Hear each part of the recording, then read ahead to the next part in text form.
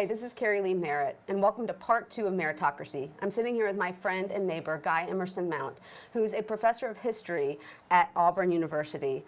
And he's currently changing his dissertation, which discusses issues of reparations in the Black Pacific, mainly Hawaii and the Philippines, but it's just a fascinating topic. He's changing that into a book and talking to presses now. What's the proposed book title going to be? So right now, the proposed book title, which conceptually is the way in which the book is headed, is From Slavery to Empire. Wow. Colonization and Reconstruction in the Black Pacific. So the project is looking at the ways in which most people are unaware of this, but after emancipation, one of the things that was originally kind of proposed in terms of what would happen to formerly enslaved peoples was that there would be a massive colonization plan to the Pacific world, beginning in Hawaii, and then 1898, when the Philippines comes online, it gets kind of rejuvenated. And this was one of the critical state-heavy, but also activist-led and driven attempts to solve the question of slavery, right? Solve the question of emancipation. And what they were talking about was a massive migration of 5-6 million formerly enslaved peoples to Hawaii and the Philippines. And so the book effectively looks at this transition of American society from slavery to empire through the lives of the formerly enslaved peoples that actually made this journey to Hawaii and the Philippines. So I'm looking at chefs, at teachers, at doctors, at soldiers, at all kinds of different sharecroppers, right, who went and tried to make a better life for themselves in Hawaii and the Philippines, in this site of America, these two sites of American empire, as America was kind of moving and building itself. So the reparations part, though it's not kind of a central theme of the book, it's kind of more central in my organizing work. One of the things I've been thinking about is what a reparative justice methodological approach to history would look like, right? You have someone could be a Marxist historian, right? But what about a reparative historian? What about a historian that thinks about reparations as the lens through which it views African American history? This is an idea that Ta-Nehisi Coates had actually just last night at the event I was at, thinking about, he said, I really want to read the story of African American history told through the lens of reparations. So what does it mean to think about reparations as a lens or as an approach to doing history? And what I'm seeing here is that this effort was effectively, it would have been the largest social welfare program in the history of the United States prior to the New Deal. Nothing of this size was conceptualized in terms of relocating 5 million formerly enslaved peoples, providing land, providing transportation, providing startup capital. So I go through all the different plans that were being circulated and debated, even on the Senate floor, right? Where Black activists would say, here's what we want, here's what we need from the state, here's how we can do it. We don't want to be part of the United States. We don't want to integrate into a burning house, right? We want to have our own land. We want to have sovereignty. We want to have control and self-determination. You're talking about self-determination for Filipino peoples, right? Indigenous peoples have self-determination. Can we have self-determination? And so that kind of early Black nationalism in the mid-19th century going into the early 20th century, all of that is part of this wider story of America trying to figure out how slavery was going to be, and the end of slavery was going to be reconciled, and what was going to happen. The big argument of the book is that the impulses of slavery found their way into American empire, empire at home, empire abroad, and then imperialism and America's, existence of 1,000 military bases around the world. There are impulses that come directly from slavery that I'm able to kind of trace that start landing in these early sites of American empire. And you've got Black people fighting this fight, both at home and abroad. And so as they're moving, they're finding the same old systems of oppression, extraction, and attempts, very conscious attempts often, to replicate slavery by the imperial state, and Black people trying to fight against it. And so it's this kind of global history of emancipation is another way I'm kind of thinking about it or describing it. It's thinking about emancipation in an interracial way. So it's thinking about emancipation not as an isolated event, but something that's happening at the same time that Filipino peoples, for example, are fighting for independence. At the same time, the Hawaiian state is being occupied. Those conversations between Black and Asian peoples or Pacific Islanders, those are all happening at the same time. And usually histories of emancipation kind of, block a lot of that off, or they don't really think that question through. So it's an interracial history of emancipation as well.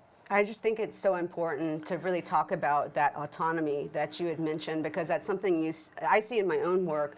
As soon as the Civil War ends in 1865, you've got these communities of Black people calling essentially for segregation. I mean, they wanted their own land. They wanted to govern themselves.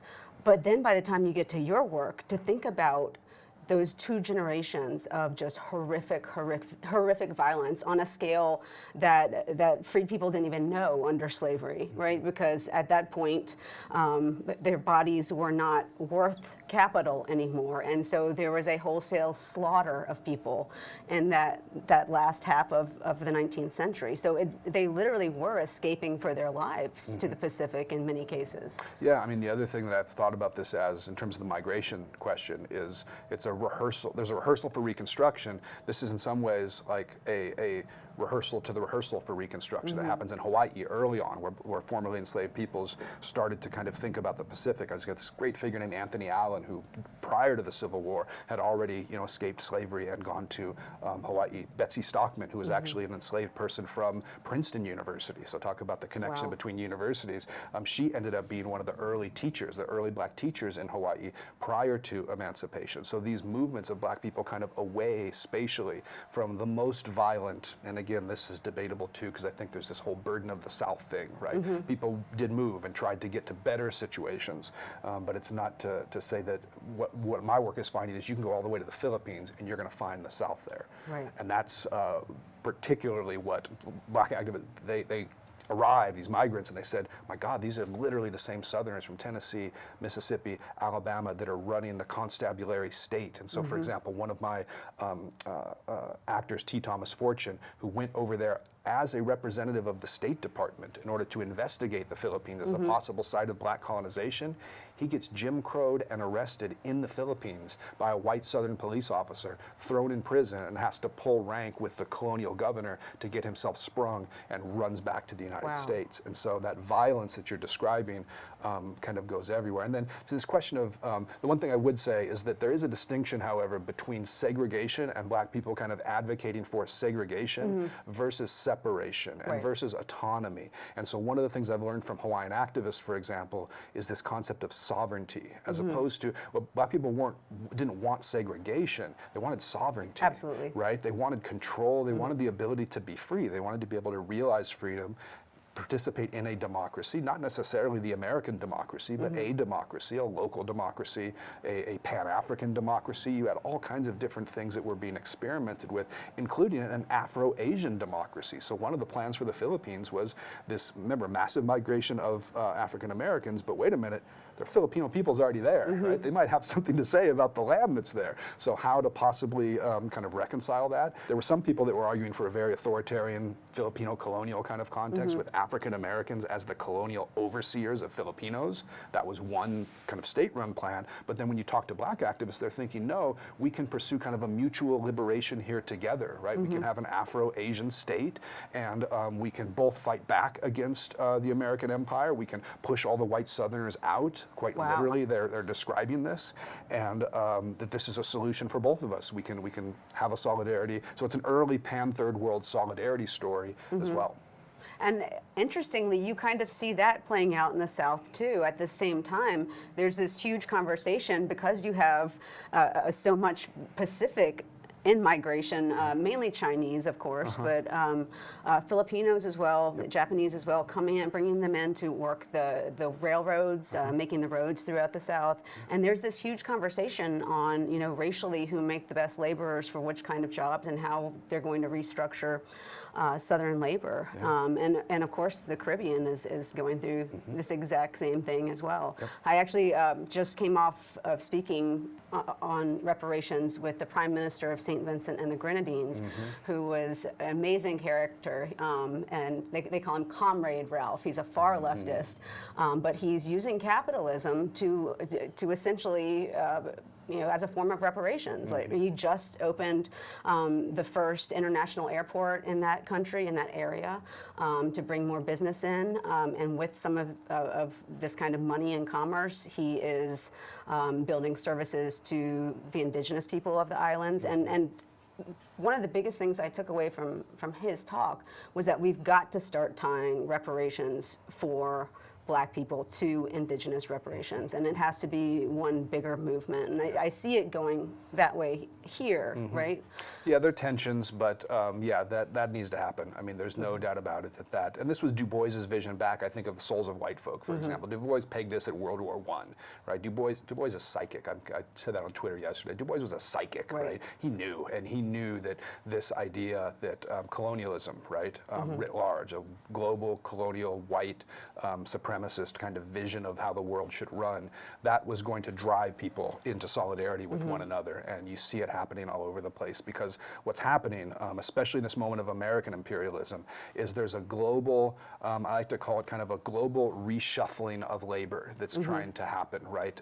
Effectively, there are spreadsheets, for example, I talk about in Hawaii, where in Hawaii they're literally bringing laborers from all over the world, Puerto Rico, Philippines, Native Hawaiians, there are Norwegians. There's these weird, like, they're bringing everyone to Hawaii. They're keeping these horrific spreadsheets on them, organized by race, right? So if you look at the planters' account books, which I do, right, they give these things called a bongo number. It should also terrify us, right? They literally gave people a race and a number. There was no names in these account books. You are Korean number 7, you're Puerto Rican number 4, you're Filipino number 9. And they would see how many hours they worked, how dependable were they, how much labor they were able to extract for them in order to determine which crop and which labor group, who strikes more, who strikes less, who can be good strike breakers.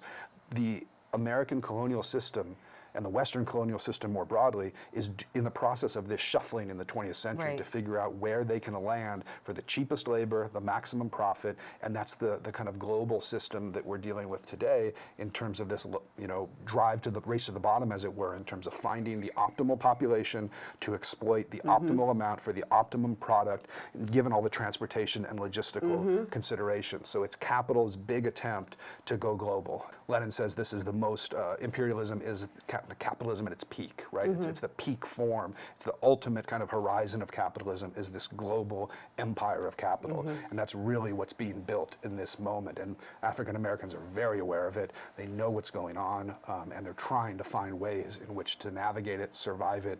It might mean adopting certain capitalist, things to get through, but that's very different than supporting and promoting the system itself. And I think that's kind of crucial too, as I talk to people about reparations and what it looks like, and people talk about something like small business loans, for example. And I just kind of put my head down and I'm like, in one sense, yes, but of course not, right? And I think the important point there is, as long as you're going into this knowing, and this is a survival technique, and the ultimate goal is to get rid of this system with different formulations, I always tell people, if you want a small business loan, fine. How about we say it's a small business loan, but it has to be a worker-owned cooperative, for example, right? It has to be a different alternative ownership structure than what it is today, because otherwise you're just going to replicate this existing system of capitalism. They might be quite happy to give reparations for small business loans, for example. And I have a friend, Sharice Burden-Shelley, who says, she's going to be on our podcast on Black Perspective. She has a great line where she says, anything white America is willing to offer for reparations is something we should be very skeptical about accepting as reparations. And I think that is the thing. Reparations I describe as a radical praxis, right? It's a radical revolutionary praxis that has to upend the systems of harm themselves rather than just skirt and survive within those systems of harm. Now this is another conversation that Ewing and I had last night, right? In one sense, you still need to survive. You still need to, have immediate needs met, because people have urgent, immediate needs they have to meet. At the same time, be working towards that larger vision and not reinforcing those existing structures. There's no easy answer there, and there are hard decisions that have to be made on the ground in terms of when to accommodate the system, when to just survive the system. But you always got to be looking for those openings as to where you can at least cause crises for the system, if you will, or cause different experiments that can potentially be a model down the future for something more emancipatory and more of a departure from the current system.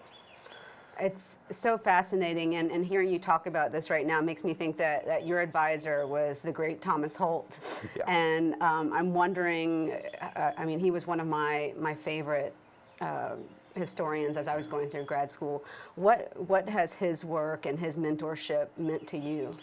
Besides everything, well, I've written about this actually. He retired. I was one of his last grad students, and I wrote about this it was a piece called "When Historians Cry." You can Google it. It was on Black Perspectives, and I was at this retirement event for him, and I might call them out by name. I might have embarrassed them and called them out by name. But historians that have written these amazing works are there thinking about Thomas Holt and thinking about his legacy and thinking about what he means, and they're crying. I mean, it's a cry fest to think through what he did for his students. I mean, he was the most responsive advisor you could possibly imagine, the most just calming force for someone like me who tends to go in 50 million directions and has a problem with being lucid.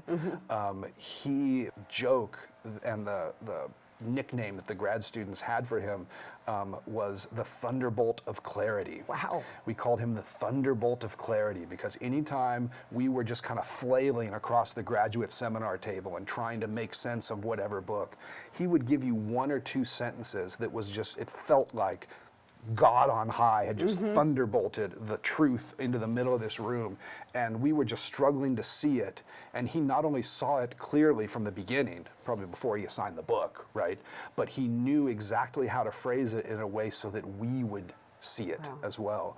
And that's what I really try to model, because he would say nothing. The problem I have is when my graduate seminars, I'm talking all the damn time, right? And that's the problem, because he would just sit back, let you flail, and then the Thunderbolt of Clarity would inevitably come, and you'd walk away going, how did I not see that? And will I ever be able to articulate that in a clear, succinct way in which he does? That's theoretically rich. I mean, his work, if you read it, there are two layers to it. There's a layer of it that is this lucid, super clear, non-jargony, easy to access. His Children of Fire is the book of African American. If you have not read Children of Fire, you do not know African American history. That is the longue durée book. There's nothing else that even approaches it, and it's so clear.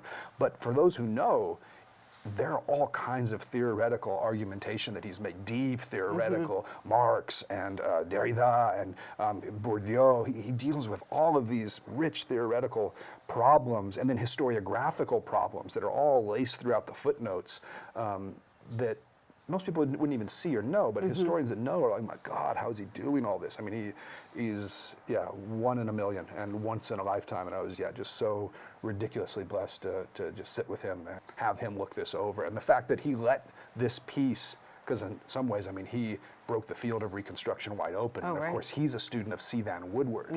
And so Woodward and Woodward's students wrote Reconstruction. I mean, they wrote the story of Reconstruction. And the fact that Professor Holt allowed me to call this dissertation the last Reconstruction, my argument there was that this black colonization to the Philippines and Hawaii plan was the last time the American state ever seriously considered Reconstruction proper, meaning reparations for slavery. There's never been a large, state-centered kind of attempt to make right the wrongs of history and to make right the wrongs of slavery. Since then, you haven't had a let's call it race-specific program to deal with the end of slavery.